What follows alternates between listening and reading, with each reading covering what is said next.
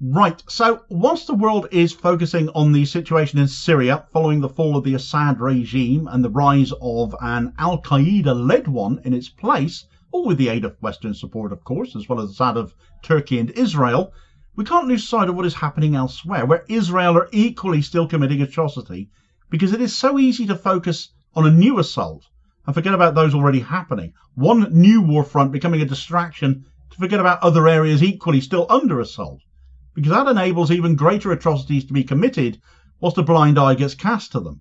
And this is always going to be the danger of Israel's wider war, that it all becomes a distraction from what is happening somewhere else. And nowhere is that more true than in Gaza, which has been laid siege to in the north, in the south, and in between, all whilst the events in Syria have dominated headlines. We cannot forget what is still going on in Gaza, for that would be a travesty. And with Israel seemingly increasing its atrocities there into the bargain, they know that the world is distracted, and they're taking full advantage of that. Be a shame if someone caught up with all of that, wouldn't it?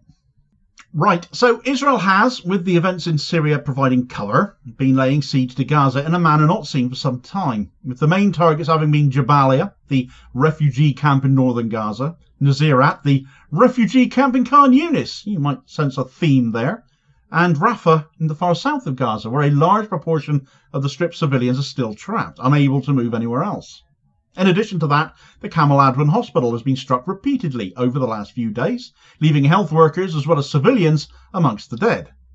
So we'll start in the north, which is also where the Camel Adwan hospital is, and this strike has been particularly notable and is entirely in keeping with the thinking that Israel are getting away, literally with murder, whilst eyes are turned to Syria, because they didn't even bother with an evacuation order before striking the hospital on Friday of last week. It was reported that at 4 a.m. that morning, people were told to move out of the health centre without a formal evacuation order having been given in advance. An Israeli tank advanced on the building at that same time. People were literally trying to climb walls to escape from it. And when the Israeli forces opened fire, more deaths, injuries and arrests were then made. Having forced people out, when the order to leave the north by Israel has, of course, already been given, and everyone there under that order found being judged to be an active combatant in northern Gaza now, all were therefore guilty of being Hamas. Therefore the arrests took place. The director of Camel Adwan Hospital, Dr. Hossam Abu Safia, issued a statement hoping the world would hear it, but you won't have seen any of it on the mainstream news outlets, having fallen down the news agenda now as Gaza has. But he said, "We urgently call on the international community to intervene and stop the ongoing bloodshed against the remaining citizens in the northern Gaza Strip, as well as against a health system that is under constant attack day and night. Our facilities and employees are being targeted, and it is essential that we take immediate action to protect them." Absolutely right. It's stating the bleeding obvious, so to speak. The most aggravating factor is we all know this is going on too. We all know Israel is blocking aid, especially in the north of Gaza, especially to hospitals. And medical supplies, they don't want them getting through. They don't want anyone in the north having anything, because they want them all gone. And we've already seen tens of thousands of people being forced to take the road from northern Gaza and head south, knowing not where it will be safe to go because Israel keep moving the designated safe zones, keep forcibly displacing people. And that is worst of all in the north, where they want no Gazan left whatsoever. These are war crimes. This is the definition of the crime of genocide, taking place, and it is barely worth a news story anymore.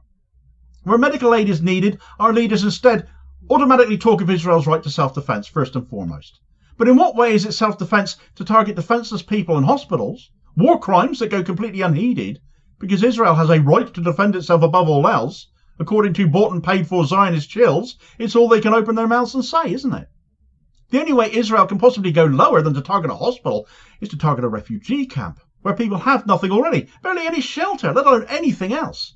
So of course the Jabalia refugee camp has been struck as well.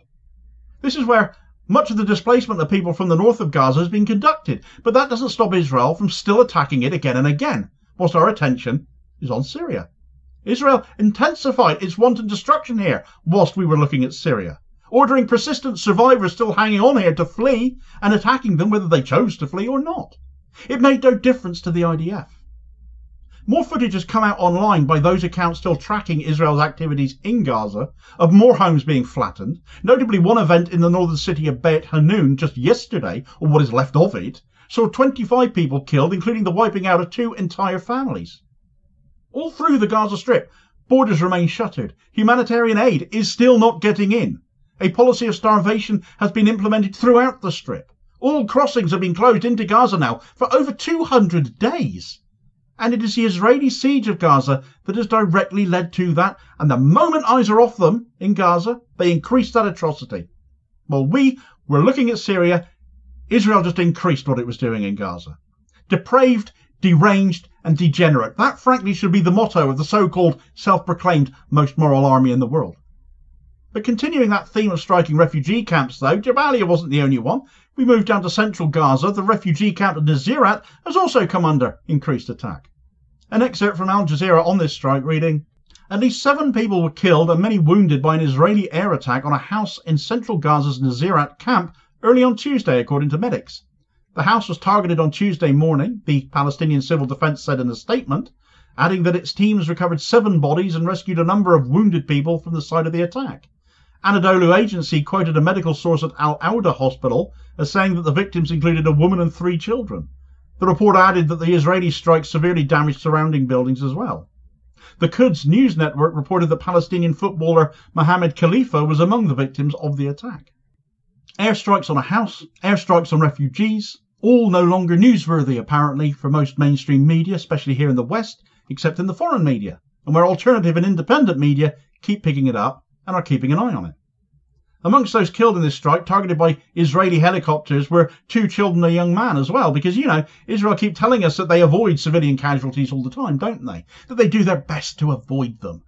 The problem is everything and every building and every person becomes Hamas the minute they're caught blatantly targeting civilians, right down to young children. Another house targeted killed an entire family of 7 asleep in their beds. Gaza has become a cemetery for children. This has been a war on women and children, where 70% of those killed have been women and children and not Hamas. All whilst the world looks on in disbelief as still nothing changes. Nothing gets done, and the biggest reprobates calling themselves world leaders keep vetoing any response, or sit on their hands, or just carry on supporting Israel, saying they have the right to defend themselves like robots pre-programmed by the Zionist state themselves. But that right is never, ever extended to those Israel attacks, to anyone else having a right to self-defense. It is sickening and angering. It just becomes all the more so as every day more news comes out from that foreign media, from those independent media sources, of further Israeli atrocity, never any end in sight, and it's becoming less and less newsworthy at that. And then it comes down to Rafah in the far south, where so many Gazans remain trapped, having been displaced from everywhere else. Over the weekend, just north of Rafah city itself, 3 civilians were killed in an Israeli drone strike.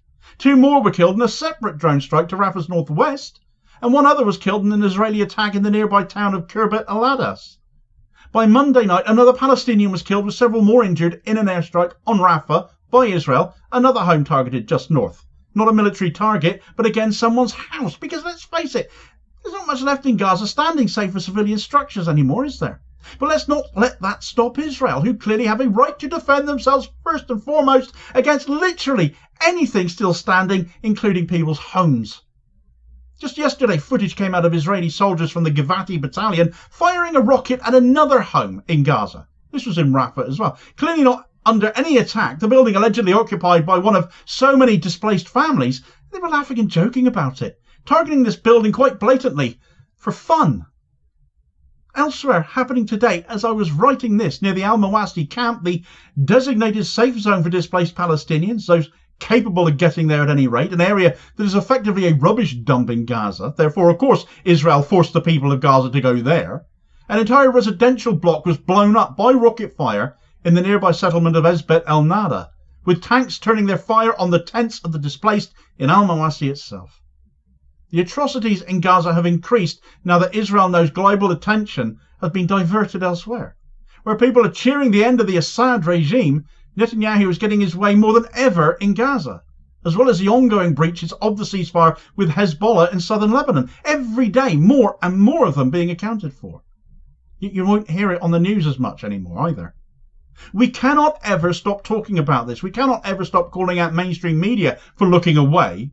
Attention has to be kept on this. It is so crucial now that Israel has so obviously exposed themselves for the genocidal apartheid regime that they are, because this is what happens. You give them an inch and they take a mile.